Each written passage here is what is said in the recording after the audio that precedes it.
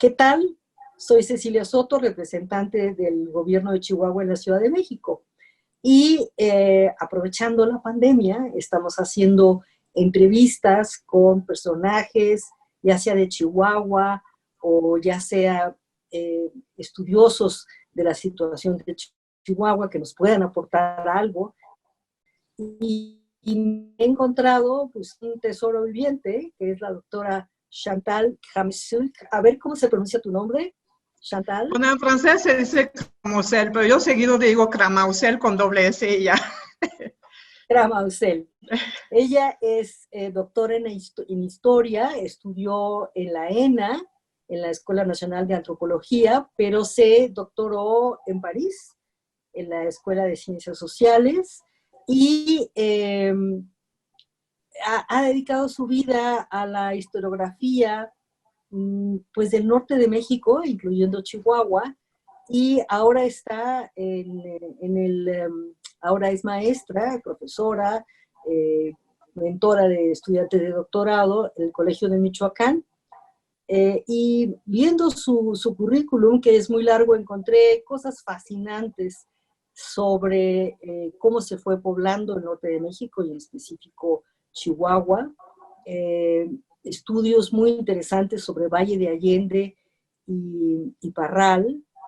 Ella estuvo, creo que 10 años en la Universidad Autónoma de Juárez y estoy segura que también nos puede aportar mucho sobre el efecto de las pandemias, las epidemias en el poblamiento de Chihuahua. Entonces, le doy la bienvenida.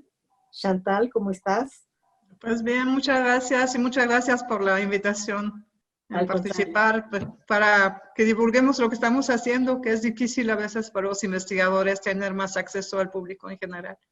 Y hoy más que nunca hay que divulgarlo porque las presiones económicas del plan, del no plan para salvaguardar empleos y todo, ha pedido una enorme cantidad de recursos a los centros de investigación. Entonces, es muy importante que la gente conozca qué tan importante, qué tan vital es el trabajo de ustedes.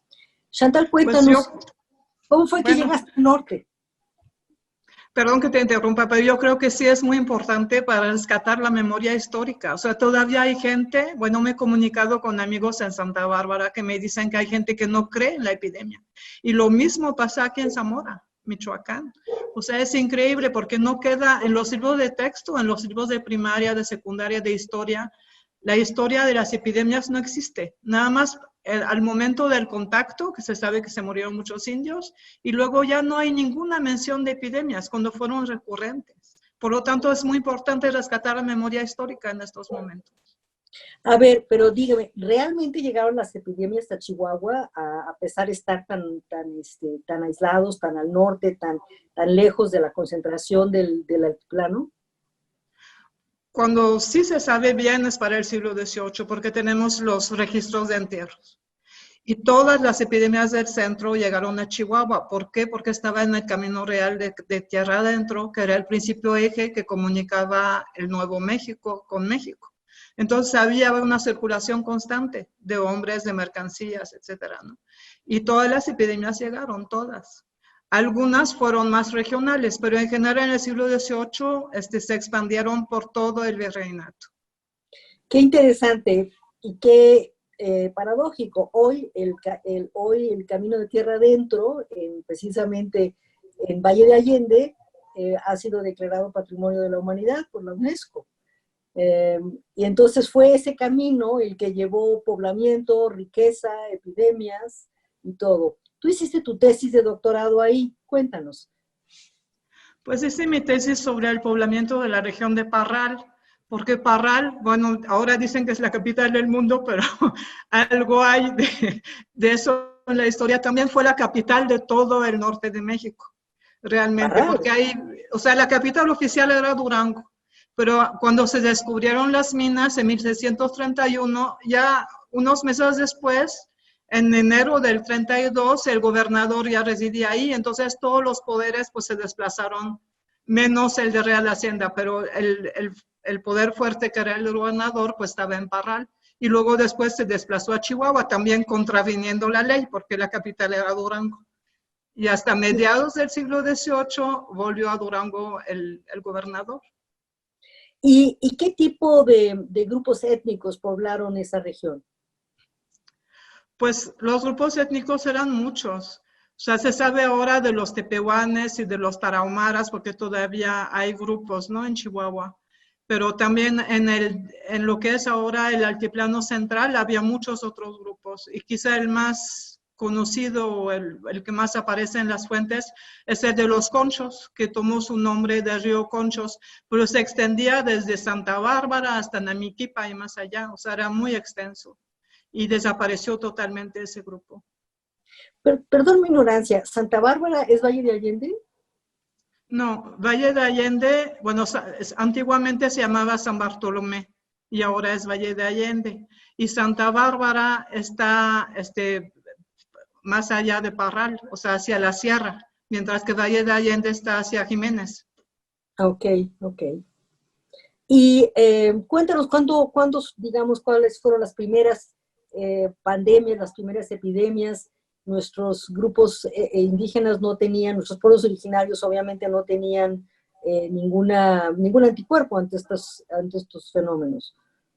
Bueno, se supone, según los estudios que se han hecho ya en los años 70, que 90% de la población originaria desapareció entre 1520 y 1650 en el centro de lo que es ahora México.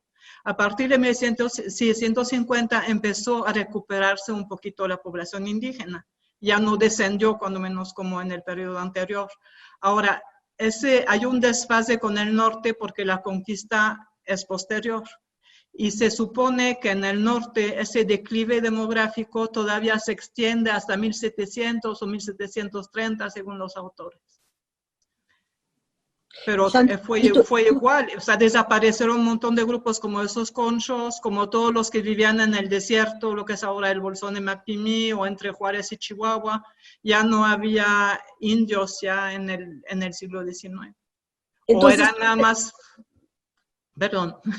No, al contrario. Entonces, ¿tú crees que estas pandemias que llegaron retrasadas, pero llegaron con toda fuerza al sur de Chihuahua, tuvieron un impacto también de cerca del 90% en estos pueblos originarios? Claro, pues a lo largo de varias generaciones. Ahora no se sabe cuál fue la población original en el norte de México, porque para el centro se basan en las cuentas de tributarios. O sea, los pueblos de indios daban una cierta cantidad al año a la corona como impuesto por pertenecer a la corona, por ser sujetos de la corona. En el norte no existió ese tipo de cuentas porque los indígenas tributaban en trabajo y no hay registros. Entonces se da uno cuenta de que llegan, por ejemplo, cuando hay guerra en Sonora, llegan indios Sonora a trabajar a Parral, ¿no? Que son tomados cautivos, u otros que llegan por su propia cuenta, eso todavía no está muy claro, pero bueno, hay corrientes de población desde Sinaloa, Sonora y Nuevo México hacia Parral, eso es obvio, y después hacia Chihuahua. Y son indios en parte que cumplían con su tributación, ¿no? Ante la corona, y iban a trabajar a las minas. Era obligatorio, para la tercera parte de los pueblos tenían que mandar indios a trabajar en las haciendas, no forzosamente mineras, también podían ser agrícolas, y luego se turnaban al año siguiente, ¿no? para poder cumplir con esa obligación con la corona. Y entonces, ¿cuáles eran tus fuentes de investigación? Pues yo me basé para la cuestión demográfica sobre todo en los registros de entierros y de bautizos. Entonces puede uno ver cuando hay que contar cada año, incluso a veces cada mes, cuántos muertos hubo. Y cuando ve uno que hay un pico brusco, se da uno cuenta que es una epidemia. Además, como ya contamos con estudios para otras zonas, ya podemos ver si corresponde más o menos los picos registrados en Durango o en Parras, Coahuila y así, ¿no? Y cómo se pueden ya trazar rutas de propagación, que es lo que hemos estado haciendo los que pertenecemos a la red de historia demográfica que se lanzó hace ya años, llevamos ya 10 años trabajando. y la mayor parte de nosotros pues somos especialistas del norte de México. Entonces para el norte ya sabemos más, incluso para el centro, curiosamente. Y para el siglo XVIII. Me imagino que también incluyes el sur de lo que hoy son los Estados Unidos. Bueno, en los Estados Unidos tenemos un corresponsal en Texas, Joaquín Rivaya Martínez, que también ha trabajado registros parroquiales en general, población indígena. Y podemos ver también, y es cierto para lo que es el estado de Chihuahua, que hay epidemias que se dan entre los indios que no se constatan en los asentamientos coloniales. Entonces, esta cronología todavía no la conocemos, pero lo que sí es cierto es que es diferente de la de los asentamientos coloniales y puede haber sido arrasadora la epidemia entre los pueblos que están fuera del dominio de los españoles. Pero es imposible poder medirlo. Lo único que podemos ver es que desaparecen poco a poco de las fuentes. Ya no se les menciona. ¿Qué me quieres decir con pueblos que están fuera del dominio de los españoles? Bueno, como se sabe, pues la conquista en el norte de México duró todo el siglo XIX, ¿no? Hasta que se acabaron las guerras con los apaches a finales de siglo. Entonces, todo ese tiempo, durante toda la época colonial y casi durante todo el siglo XIX, había gente que estaba fuera de dominio español. No quiere decir que no tuvieron nunca contacto, pero tenían menos. Y eso es muy importante para entender la propagación de las epidemias. Con menos contacto hay menos posibilidad de propagación. ¿Y tienen alguna idea de qué tipo de epidemias llegaron? Sí, o sea, las epidemias que podemos identificar en las fuentes son principalmente la viruela, que es la que causó más muertes en el mundo, en la historia de la humanidad, pero ahora se encuentra erradicada desde 1980. Luego está el tifo exantemático, que en la Nueva España los indios lo llamaron matlazáhuatl. En España se decía también tabardillo. En América Central también tiene un nombre maya. El tifo todavía existe, pero ya se controla con antibióticos y no es ninguna amenaza para la humanidad. Y la tercera, bueno, la tercera enfermedad es el sarampión, que eso sí, desde la época colonial se reconocía el sarampión, aunque los mismos médicos podían confundirlo con la viruela. Y se confunde también en los registros porque ataca principalmente ya en el siglo XVIII a la población infantil. Y luego hay otros, la fiebre amarilla, bueno, ya no toca Chihuahua, pero en las costas también hizo destrozos, también le decían vómito negro.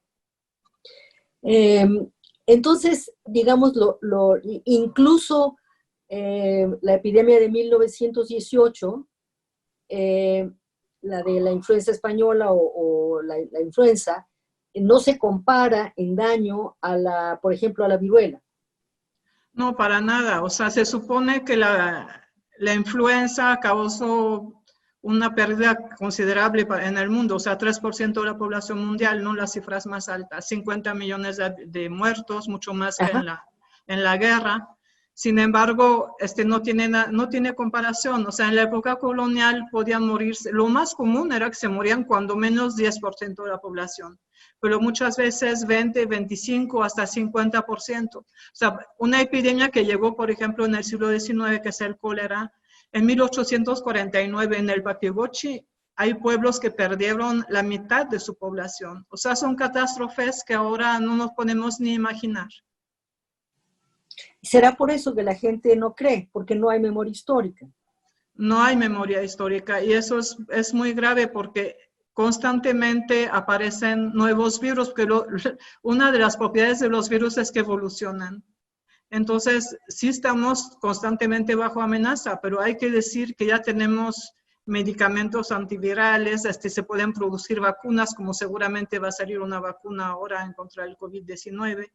Antes, pues, era casi imposible. La primera vacuna se introdujo en el Imperio Español en 1804 y fue la vacuna contra la viruela que se descubrió en Inglaterra, pero hubo otros intentos, bueno, no reconocidos en Alemania y en otras partes. Eso ya fue el primer golpe contra la amenaza de las epidemias en el mundo. y ya la viruela ya tuvo una incidencia mucho menor en el siglo XIX, en buena parte por la difusión de la vacuna, aunque no se aplicó de manera sistemática y todavía hay epidemias de viruela, incluso en el siglo XX. Tenemos un investigador en la red que vio pueblos de Tlaxcala y en la primera mitad del siglo XX todavía la viruela era la primera causa de mortalidad, porque no se difundía bien la vacuna.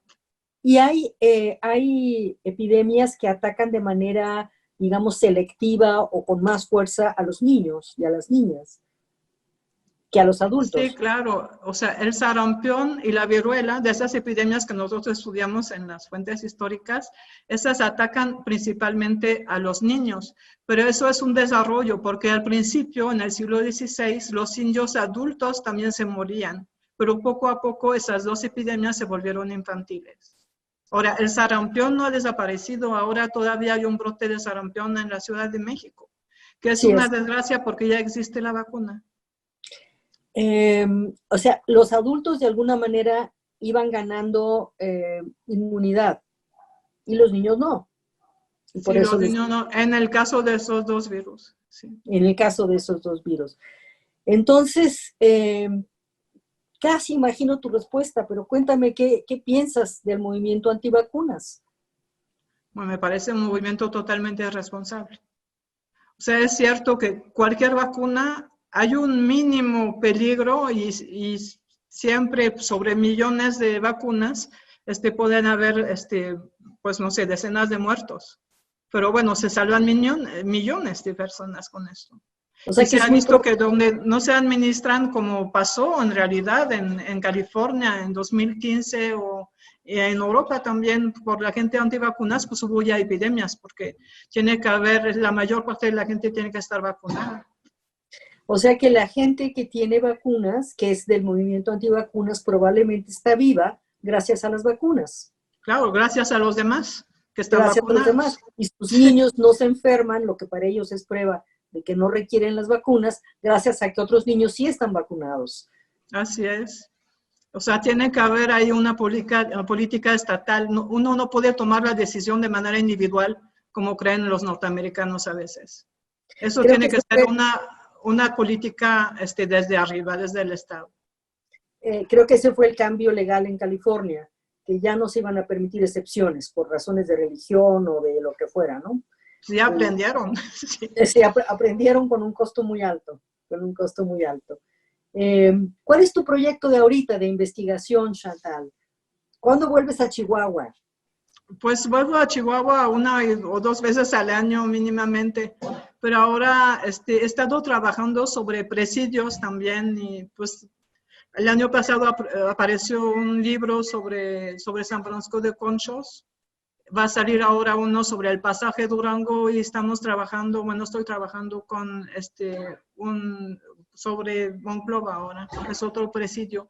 Es que estoy trabajando también a más largo plazo sobre el Bolsón de Mapimí y precisamente cómo desaparecieron la población nativa que estaba viviendo ahí en esa zona. ¿Qué área abarca ahora el Bolsón de Mapimí? Pues el Bolsón de Mapimí, bueno, Mapimí es un pueblo del estado de Durango, ¿no? Una pequeña ciudad, pero está en el extremo suroeste del Bolsón. O sea, el Bolsón en realidad es una serie de bolsones entre el Conchos y el Nazas.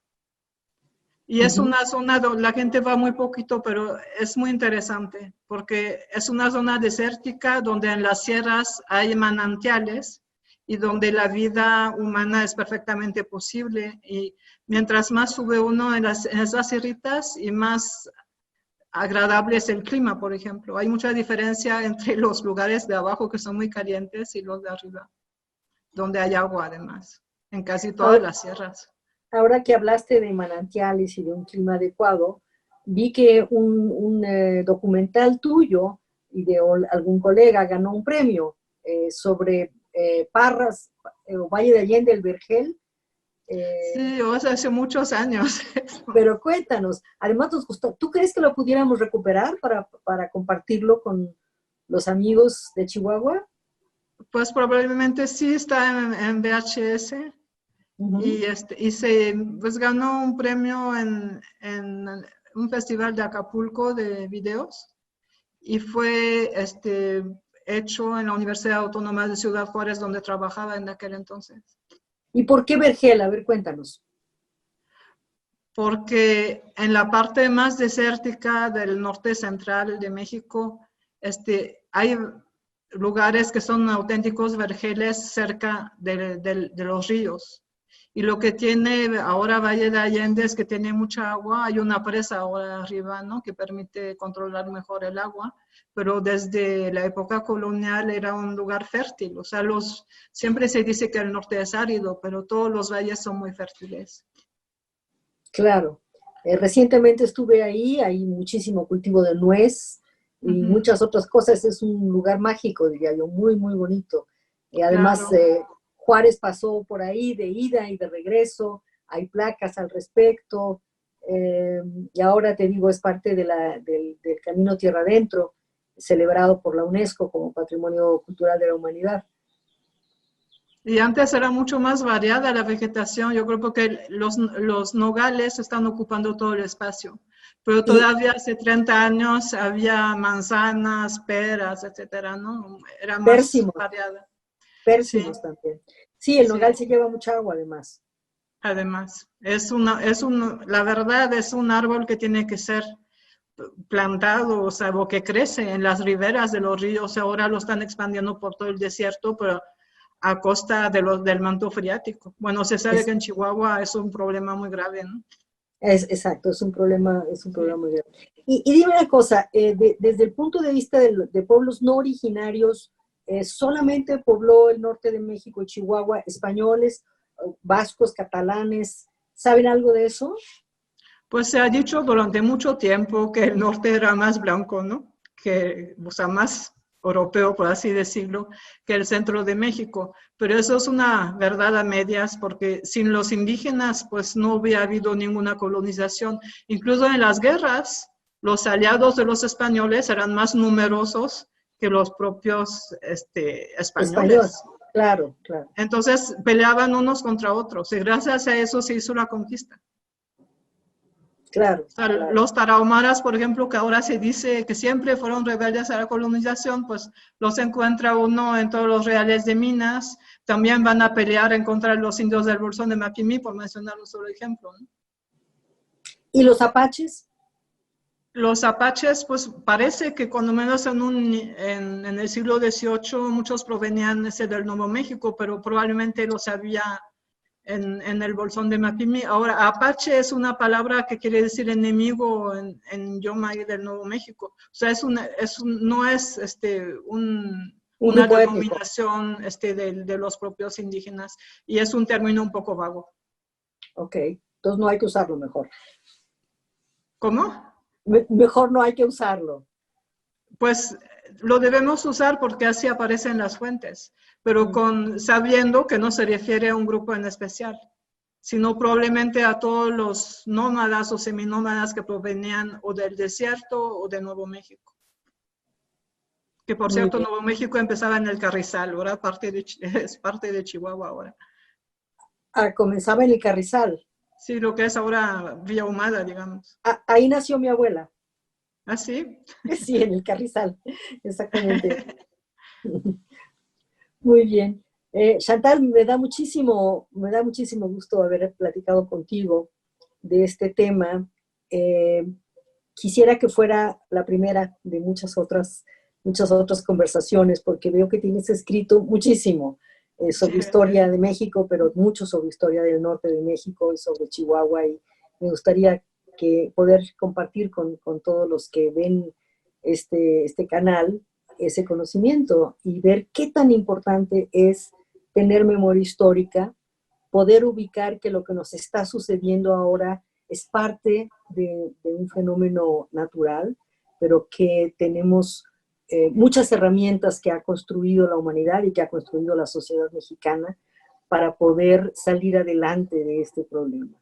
Me gustaría unas últimas palabras tuyas. creo que sí. O sea, siempre nos dicen que los historiadores somos muy optimistas porque conocemos lo que sucedió en el pasado.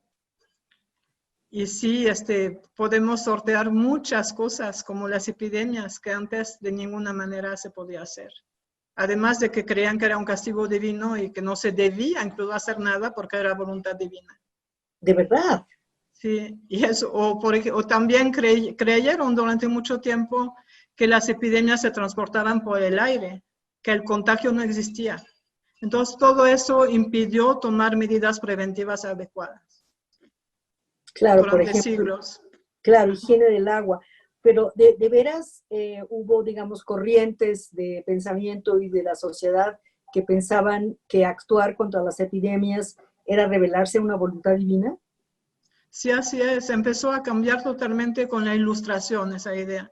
Y hubo obispos ilustrados, en particular en Durango y en Michoacán, que empezaron a decir que el hombre sí se tenía que defender. Pero hasta los propios médicos, cuando se introdujo la vacuna a principios del siglo XIX, hay gente que se opuso, que dijo que eso no se podía hacer.